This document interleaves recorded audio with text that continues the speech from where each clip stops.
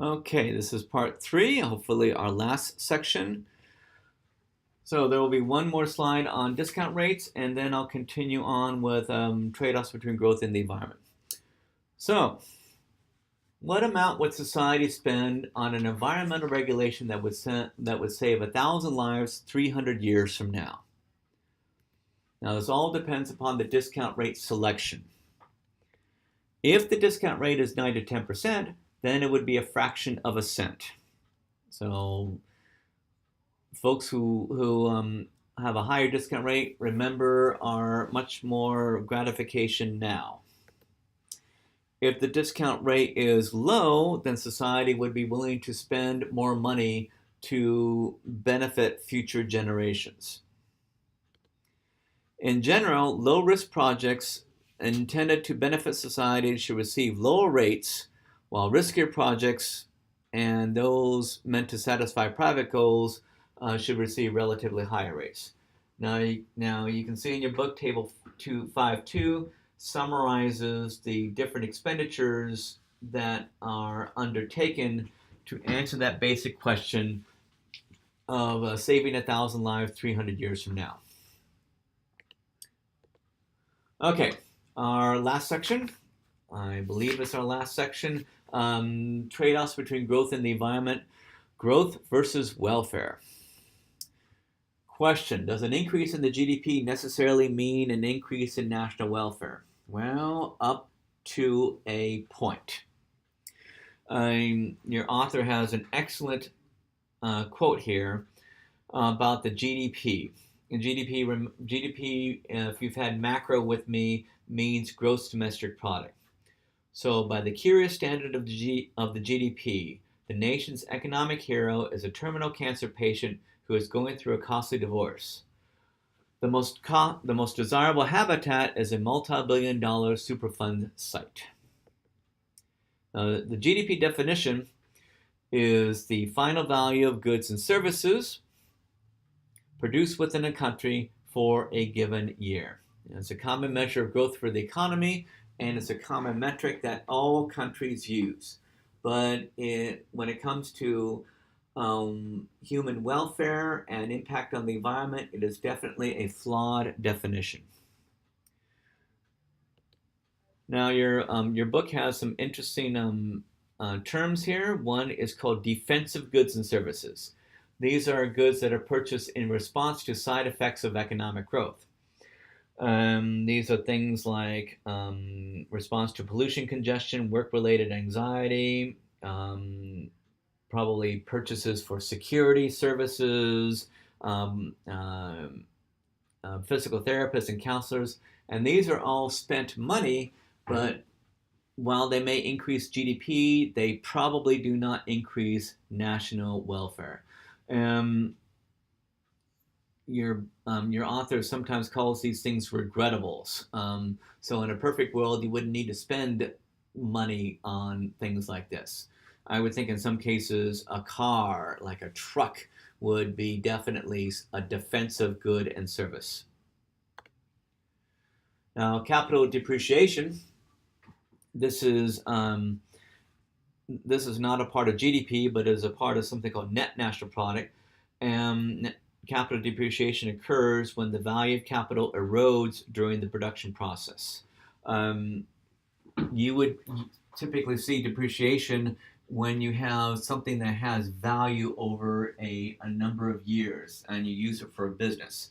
In accounting terms, it would be done via something called straight line depreciation. But this is typically for physical items, not necessarily for natural capital. And we'll talk about natural capital a little later on in this course. Now, we also have national income as a measure of national income, and that's all the income earned by the factors of production owned by a nation's citizens.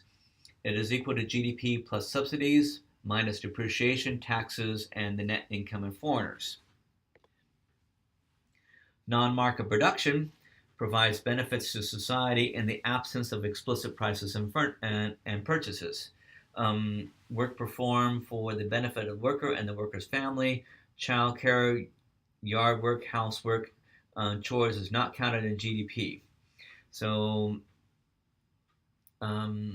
these things would be counted in non-market production, but they're definitely not counted in GDP. These are voluntary things, and GDP is only these paid items. And hence the quote about going through a costly divorce. If you did these actions out of love, that would not be counted in GDP, but under divorce, you would have to pay somebody to do the service. Okay, what are some other indicators of welfare and progress in comparison to GDP? And I have here genuine progress indicator, net national welfare, human development index. There's a slew of them. Happy Planet Index, HPI. There's one that the country of Bhutan does, the Human Happiness Human Happiness Index. There's a lot of them there, and they're measured in different ways other than GDP. Net national welfare, for example, looks at GDP plus non-market output minus externality minus pollution abatement and cleanup costs minus depreciation of created and natural capital. The Index of Sustainable Economic Welfare adds and subtracts a lot of different things to get their basic measure. Now, this is an interesting slide that shows how countries are viewed in terms of Human Development Index values. So number 1 is Norway. United States is actually number 4, which is quite interesting. But these are measures other than straight GDP. Our next graph shows, and this is figure 5-1, that from 1940 to the early 2000s, GDP has been going up, but GPI, the genuine progress indicator, has been relatively flat and even decreased a little bit, especially since 1980. As we look at GDP versus Canadian Index of Well-being and the Canadian Index of Well-being for the environment, you can also see that GDP has generally been going up, but these other measures have been relatively flat and in some cases going down. Okay, impacts of GDP components upon the environment. Defensive goods and services, they're purchased in response to undesirable occurrences, crime, natural disasters, and pollution. They rise when society becomes worse off. So these measures should be subtracted from GDP in the calculation of net national welfare or impact on the environment. Utility justified goods and services. These involve subjective trade-offs between the benefits of consumption and employment and the costs of resource depletion and environmental degradation. So for this one, this should, people who see growth and the environment as adversarial overlook the subset of, let's see, the tools of discounting and the criteria for sustainable development can be applied to potentially utility justified goods to determine whether the trade-off is in the best interest of society. Keeping in mind that you buy the item and your utility, your subjective evaluation goes down over time.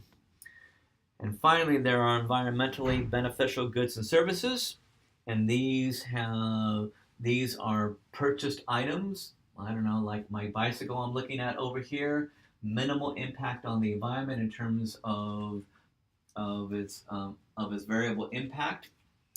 And while this benefits GDP, this also has a less of an impact upon the environment as a whole. Okay, so how can one tread more lightly?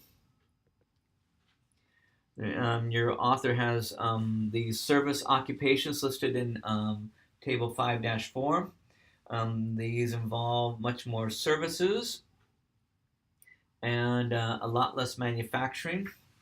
And so there are things like being an author, an economist, a teacher, politician, athlete, coach, clergy. These are all providing services, although their impact on the environment is still felt because oftentimes these folks need to drive to work in air-conditioned offices. On consumption, one can tread more lightly by purchasing and using high-quality multi-use products as opposed to single-use and inferior products like single-use plastics. I've heard a bit more talk now about using biodegradable utensils and even things like mess kits where there are aluminum tin foils and you can use them over and over again for meals that you may purchase.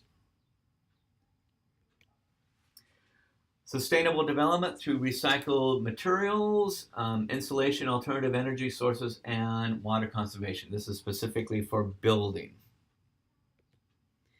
Support of alternative fuels rather than carbon-based. These would be wind. These would be solar. These could perhaps even be wave energy fuels. And finally, critical mass can support increased mass production and economies of scale. So while these things may be expensive now, the more people use it, the more there will be an emphasis on mass production and the cheaper the items will be.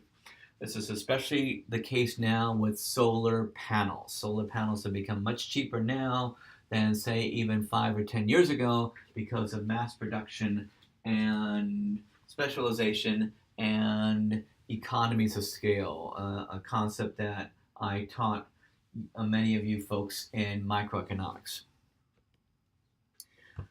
Finally, we have a very nice picture here. It's a beach hotel encourages the use of reusable cups.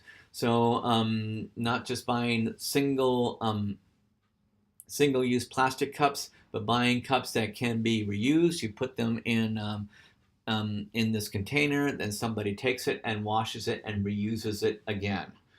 So a very nice way to end this particular chapter. And this chapter isn't quite as much doom and gloom as some of the other chapters that I've gone through so far. Okay, this ends chapter 5 on trade-offs and the economy.